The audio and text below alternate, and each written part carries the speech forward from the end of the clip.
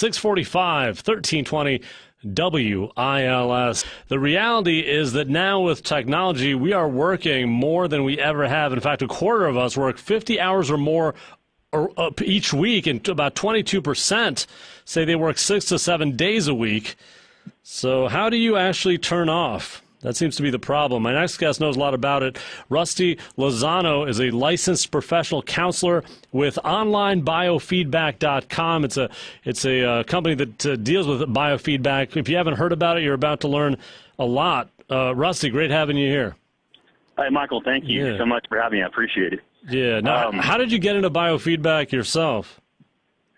Oh, it's interesting. I actually had there's a huge application for pain management, and it all started when I was going too fast on my rollerblades, and I thought I'd speed up, and I was looking pretty good, and I fell down, and I chipped the rotator cuff in my shoulder, and so I couldn't lift up my arm, and I had injections, and they were talking about surgery, and so then I found out about biofeedback. It was in my master's program at the time. But that involves mostly your brain, right? It's like something you do inside your head, right?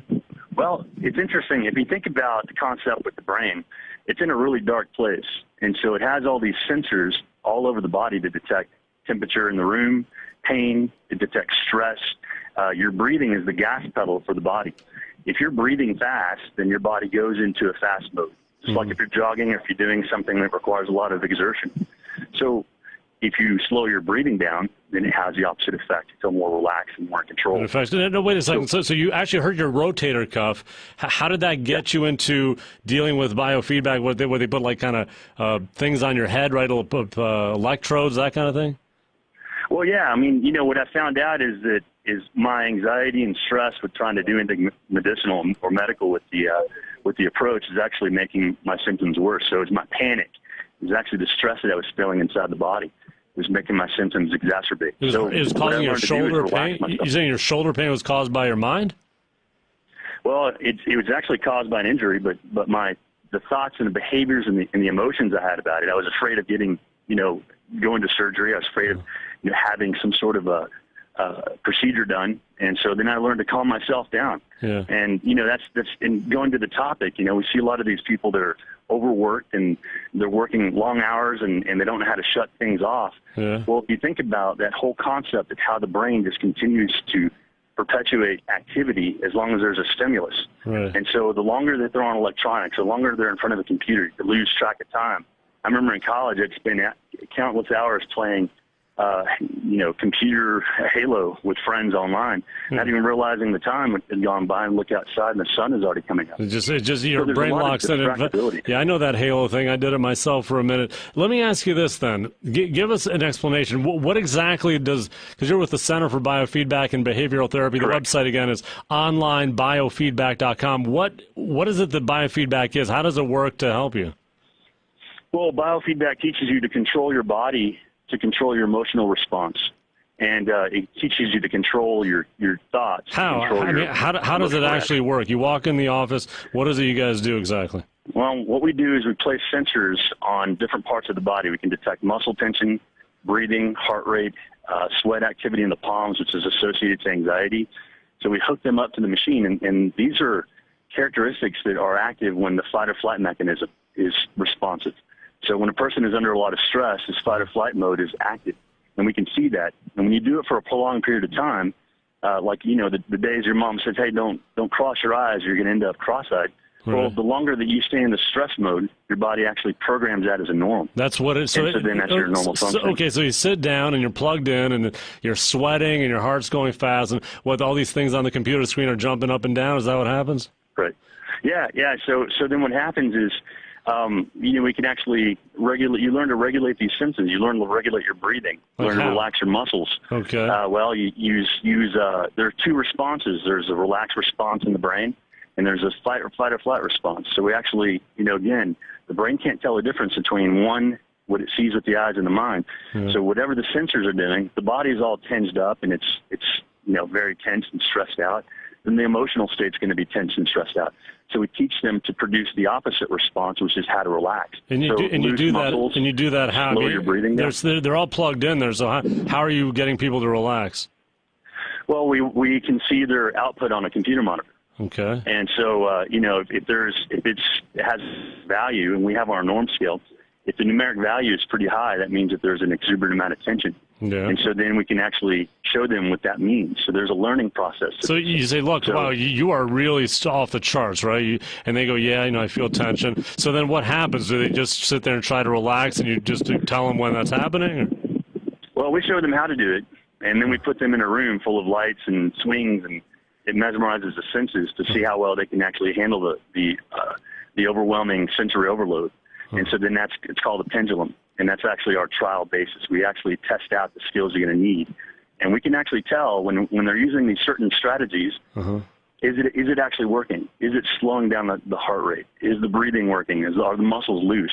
And then we have this little line. It's called a threshold, and anytime that any one of those measures fall below it, you hear a bong, like a little ding sound. It just goes back to the Pavlovian dog concept, where it's a conditioned response. And so now they're like, oh, hey, I just did that. I got a point. Okay, great. So then now you know what the objective is. And so they're learning to loosen your muscles, relax your body. And they're doing it on their own. Is that they're learning how to internally slow themselves down, calm down. And then they're also taking a mental note of what that feels like, so that whenever they don't feel that, not feeling that during the day, they can actually do something to kind of help them remember what it feels like. Say, I'm really tensed up right now. Need to use my techniques, calm myself down. Okay, one last thing. If you your whole life you've had this new norm of being stressed, I mean, how long does it take to reset yourself with biofeedback? I mean, it could take anywhere from about 6 to 8 sessions, realistically. And, that's the whole learning process. And it's all done through conditioning. It's all done through repetitive exercises, repetitive techniques that then the brain will assimilate as a norm. So we're creating new normal activities. It lasts forever? Once you do it, you're good? It's like riding a bike. It's a skill set. So once you learn how to do it, you never actually forget how. So it's just a matter of using your strategies at the onset of a stressor. Do you ever feel stressed out at all nowadays? Or? When I get on these radio programs, sometimes I do. Do you? And I can feel myself tensing up. And it depends on what I'm going to be asked. And what do you do? What do you, right before the interview, then, how do you calm down, or what's your thing? Well, what I do is I make sure that my shoulders, my face, my chest, all the muscles are loose and heavy. So it's almost like a marionette. If somebody were coming to come and move my arm, it'd be dangling. It'd be like a wet noodle. So then that's going to create this overall emphasis of relaxation of my body. If I slow down my breathing, then it'll actually control my energy level, so I won't actually feel stressed. There's a moment of stress. It can be productive if I learn to actually control it. But if I don't control it, it can actually turn into anxiety. And that's what a lot of these people are experiencing these days. It can be harnessed. The stress response is actually something that can learn to drive and learn to use very effectively. And it's a very powerful tool. You use it when you need it, but most of the time you make sure it's turned off. Most of the time, if you see me sitting in a chair, you could come over and lift up my leg, and it would just be like dangling wet noodle. That's essentially how I train myself, and I don't even think about it anymore. It's just something that I do. You just let your body stay loose. So I mean, okay, it's completely loose. I'm gonna do that myself. Your body's loose, and your breathing is slow and regulated. Yeah, I like that. But yeah, it's a phenomenal approach. It was way ahead of its time in the early '80s. It's still going pretty strong. It's just not really explained that well anymore, and you really have to put your nose into these older books to find out more about the richness of this concept. It's called Biofeedback. I think I've been inspired to check it out myself now, and in fact, I'm trying to get everything loose, Rusty. Although I can't keep my face loose because I need to talk, right? So I can't really. Yeah, and what's interesting is if you can loosen up 3 components of the face: your eyebrows, your jaws, your jawline, and your temples, you'll actually stop your thinking. That's called a cognitive thought stopper.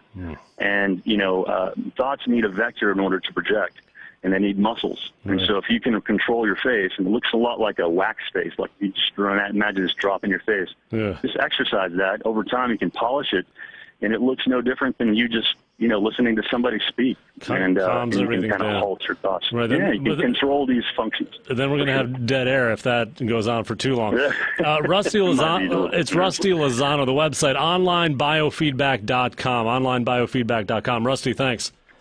Thank you, Michael. Have a good day.